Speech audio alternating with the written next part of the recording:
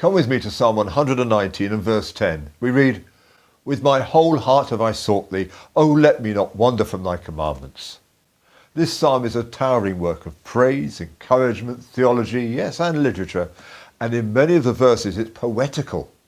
You may be aware that Hebrew poetry rhymes ideas rather than sounds and meter.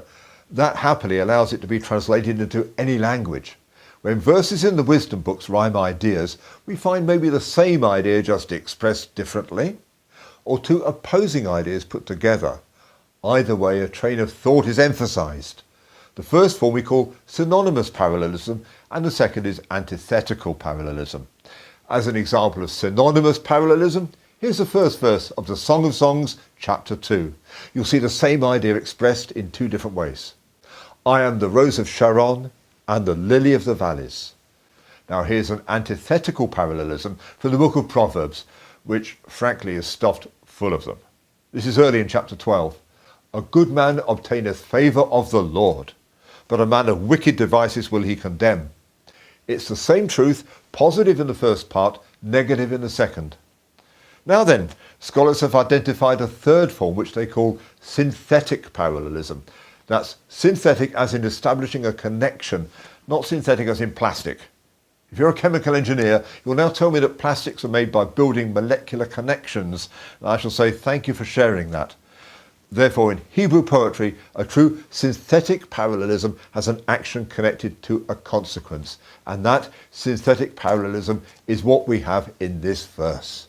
So, the writer starts with a determination of spirit. With my whole heart have I sought thee. Then he connects that determination to what he wants to happen. Oh, let me not wander from thy commandments. He seeks the Lord with his whole heart.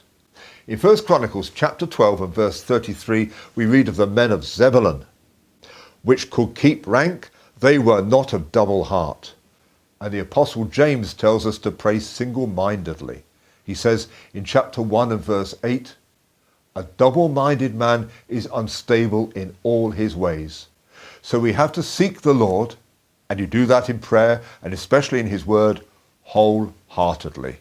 We can't keep one foot in the kingdom of God and the other foot in the world.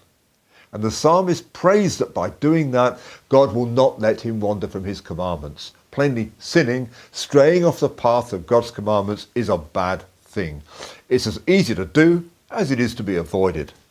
Seeking the Lord with your whole heart will keep you in God's ways, seeing things and doing things as God does. Charles Spurgeon says, if we leave the ways of God's appointment, we certainly shall not find the God who appointed them.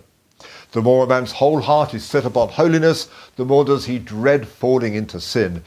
He is not so much fearful of deliberate transgression as of inadvertent wandering. He cannot endure a wandering look or a rambling thought which might stray beyond the pale of the precept. Spurgeon goes on, his heart is in his walking with God, but he knows that even his whole strength is not enough to keep him right unless his king shall be his keeper, and he who made the commands shall make him constant in obeying them. With my whole heart have I sought thee, O let me not wander from thy commandments.